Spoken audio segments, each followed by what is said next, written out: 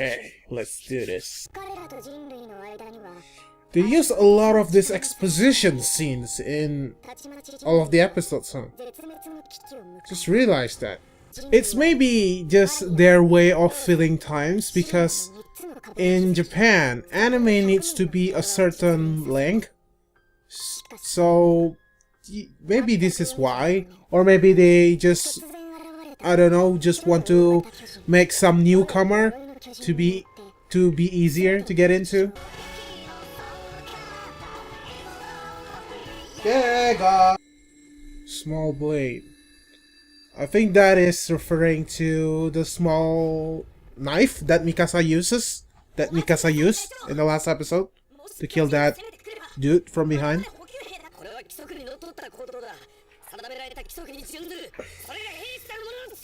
Even characters like this, they act maybe a little bit too over the top, but just pay attention. He is just scared, and he's basically just abusing his power to get to safety. Because imagine if someone is in his position, they would definitely do the same things as him. Oh my god, that is terrifying.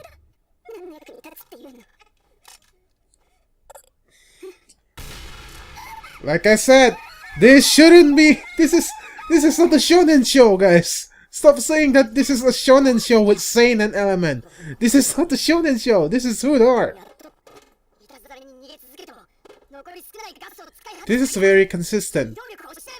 Everyone else is just, you know, sitting, not doing anything because they're scared.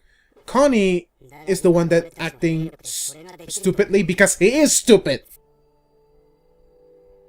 Dude, I love the atmosphere.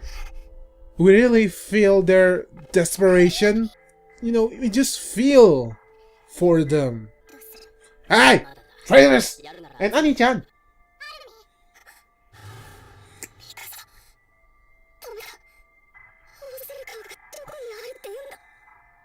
That's gotta be the worst feeling.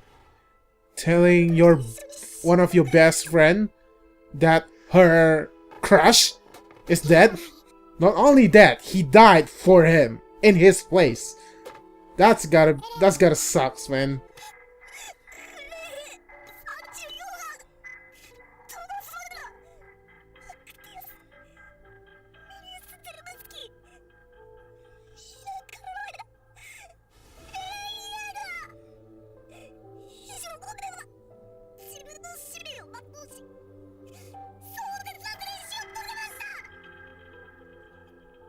The atmosphere, the voice acting, the soundtrack, everything is so perfect.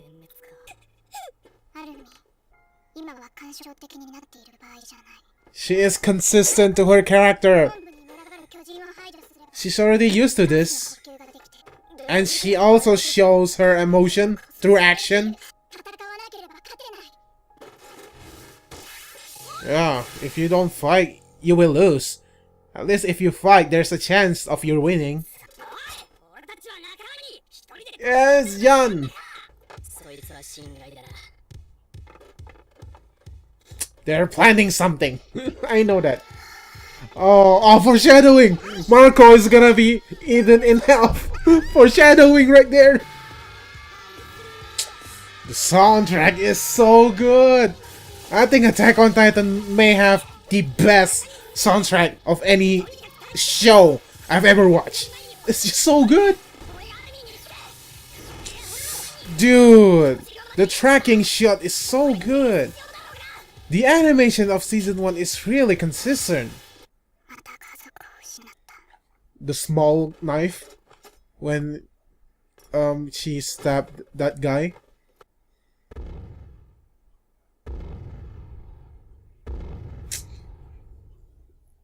It's really well directed. No soundtrack, no nothing, just the sound of the footstep and Mikasa's voice. Oh my god. This is what make the first arc, the first part of season 1 so effective. It's the fact that... Oh my god. That is terrifying. It's the fact that throughout all of the episodes, up until episode 13, we never see the human actually win against the Titan. And we really feel their desperation. Like I said, this is relatable.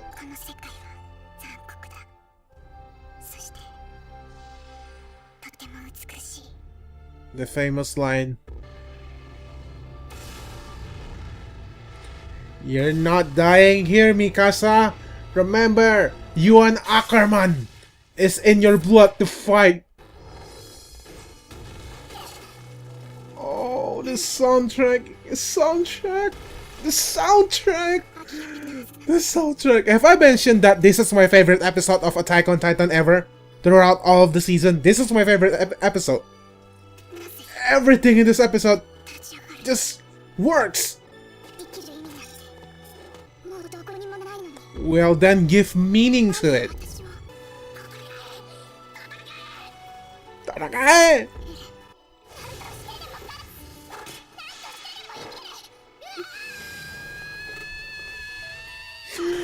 Punch! Yes! Yes! I wanna hear his scream. Yes! I love this scream. For some reason, they change it slightly in season 2 and 3. 3? I don't know English. Why is Armin still not here? Yes. This is... When I first watched this episode, I was both just like confused and amazed at the same time. Whoa!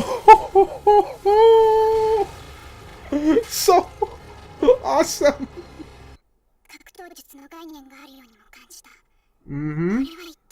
Almost like a human. A soldier. A certain Jaeger. This is Armin redemption arc. You're not dying here, Armin. It's the parallel. It's a parallel to the first scene in this episode.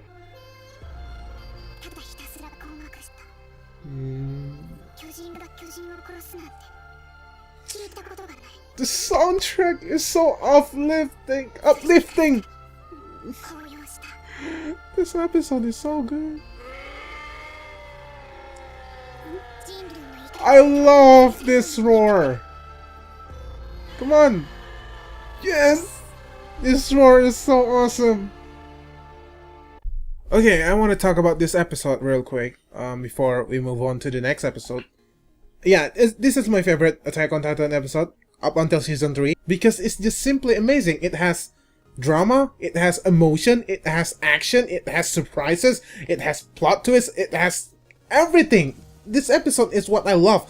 This episode alone is the representation of what I love about Attack on Titan just in general. It portrays human realistically. They don't act like cartoon character. They have emotion like real people. And this episode shows that you can be reckless, you can be stupid, you can do all of the stuff that anime characters would do, but you will die because Attack on Titan is a realistic world. If you fucked up, you will die. And whether we like it or not, the cowards always live. Like in every story, the hero will probably die, and the one that write the hero's history are the cowards, are the people that are not fighting, are the people that are scared. Plus the animation is just...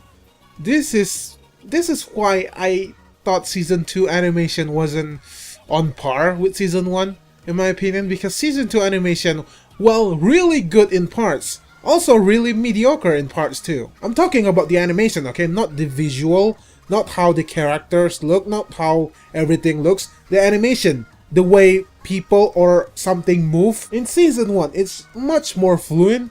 In season 2, it's inconsistent. There are really good one, there are really weird one, and there are too much 3D CG. And this is 7 episodes in, and with the animation is still, the quality is still, you know, it's still constant. It's not dipping in any episode. It's still really good. Okay, let's watch the next episode because I have some stuff that I want to talk about Eren as a Titan. Yeah, God. Can hear a heart beating. I wonder whose heart. You have to break out of your shell, Armin.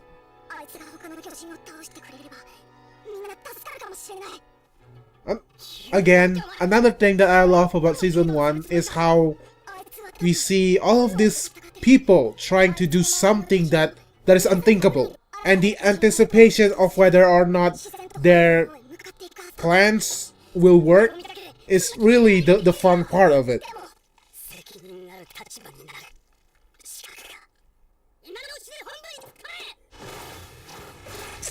Well, using your comrade's death is a little bit, you know, uncomfortable, but gotta do what you gotta do to survive. Oh, yeah. Nice animation.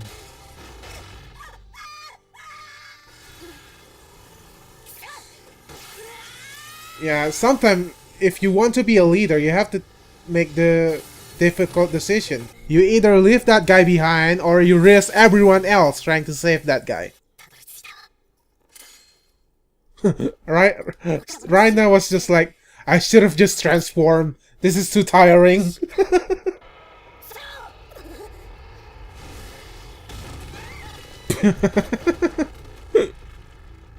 I first thought that Eren just punched a Titan face, and that Titan face just flew into the wall.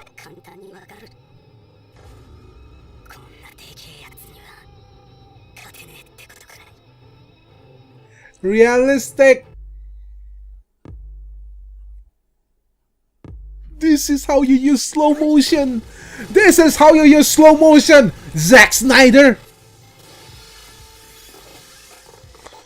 Are you guys not tired of breaking glasses or breaking windows?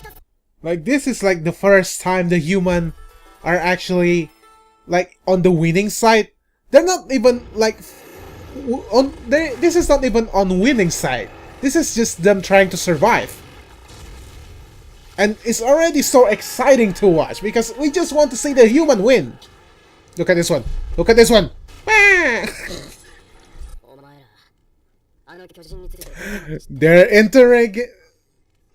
Because they are searching for the coordinate. Because they're searching for the coordinate. This is why Attack on Titan has a very high rewatch value. You will pick up on little stuff like that. Yeah, planning. I love this.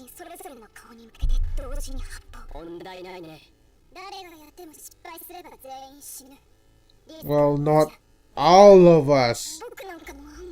Right, Annie-chan.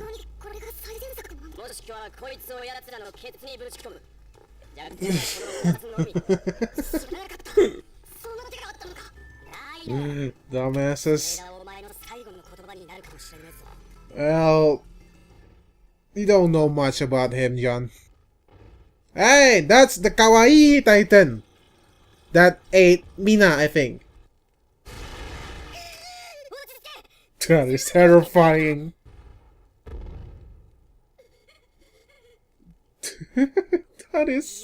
That must be so terrifying. Yeah, from the opening. They reused the shots. Yeah. What if that Titan ate you, and then that Titan inherent your power? Well, he has a really realistic look on things, so that is one thing that the commander should have. You need to judge a situation correctly. You need to, measure your advantages or disadvantages, or both really. What is that one doing down there?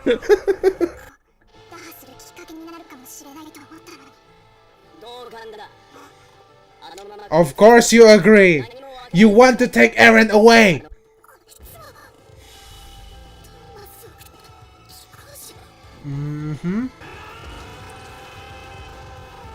Yep. When I first watched this, I was like slowly connecting 2 and 2 together. I was like, this Titan definitely have something to do with Eren. I know. I know. I was shocked too when I first watched this episode. Because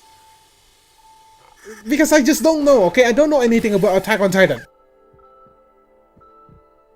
Yep. There's a heartbeat, just like the episode title. Is this the only time we actually see Mikasa cry? I think so, right? When it comes to Eren, she just doesn't care about, you know, letting her emotion out. I like that. Mind equals blown. If you never watched this show before and didn't get spoiled by anything, of course. Bertorto is nervous. Yeah, I think it's safe to talk about that now. Okay, let's talk about it. So yeah, what I was trying to say before, I'm gonna explain how I found Attack on Titan in the first place. I just stumbled upon it. Okay, no one told me anything about this show. I've never seen anything about it. Never seen any, you know, pictures, wallpaper, anything about it. When I first just see the title, I was just like curious. And then I watched the first episode and instantly just hooked right in. And so, I didn't know that human turning into titans is a thing in Attack on Titan. I bet you probably a lot of people already being spoiled by that humans can turn into titans. That this show is just an Evangelion clone. Like, it's not... This show is like 180 from Evangelion. How do I put it? Evangelion is basically just Ultraman. If you guys ever watch Ultraman or Power Rangers, right? It's just human using giant robots to fight monster. Well, Attack on Titan has its own identity that is similar to Evangelion, and some skeptics will immediately just say, oh, it's Evangelion clone. Evangelion is not even a masterpiece of an anime, in my opinion. It was great when it first came out, but I thought a lot of anime since then already did what Evangelion did, but better. But I appreciate that Evangelion did it first, because when Evangelion first came out, I think there's not a lot of anime like that before, right? Where they deal with, you know, heavy stuff like depression and, you know, biblical theme, all of that. And Attack on Titan is very much a realistic world. It's not really about, you know, coming of Jesus or something. It's not, you know, it's not supernatural for Attack on Titan. And so I didn't know that humans can turn into Titan. So when I first see that Titan, when they first show that Titan attacking another Titan, I didn't immediately think that it is Eren, because I don't know that humans can turn into Titan. Plus, he lost his leg, and he lost his arm, and he got swallowed whole by the Titan. So how is he going to be? So how is that possible? I just couldn't connect it together when I first watched it. So I was very shocked when they revealed that there's a human in a Titan. So okay, let's talk about Reiner's group. We know that their mission is to retrieve the coordinate, right? The coordinate is the power. So far, we know that the coordinate is the founding Titan, right? The Titan that can alter people's memory and command Titan, right? That is the thing that they are searching for when they breach the wall. And if you guys connect the lines together, the reason why Reiner's gang didn't just take Eren right away, right here, when they know that Eren is also a Titan shifter, is because they're not sure that Eren is the coordinate, right? As we learned from season 3, episode 6, there's 2 Titan's power in Eren's body. One, the coordinate, and the second one is Eren's dad's Titan. We still don't know what that Titan's called. The pointy ear Titan, okay, the elf Titan. So technically Eren is the strongest because he has 2 powers within him, but we know that Eren needs to, come in contact with a royal blood so that his power can be activated, because the coordinate is not meant for him. So that is basically the reason why Reiner's gang didn't just take Eren away right away, then and there. Okay, that's it for these 2 episodes. I'm really enjoying rewatching this show again because season 1 is a very special thing for me. Not only is my favorite season of any anime ever, it just introduced me to a whole new world of anime that I've never seen before. And each episode just keep me wanting to watch it even more and more. And I think that is a big win for me.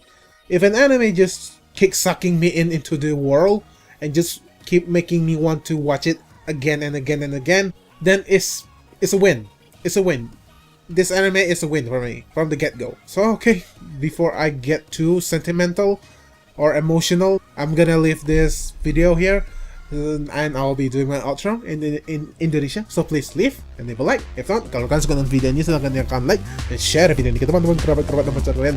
Seperti biasa guys, gua aja orang-orang yang menonton video ini pada dan cuma ketinggalan semua. Jangan kalian kalah mau dan di malam berarti guys. See you next time.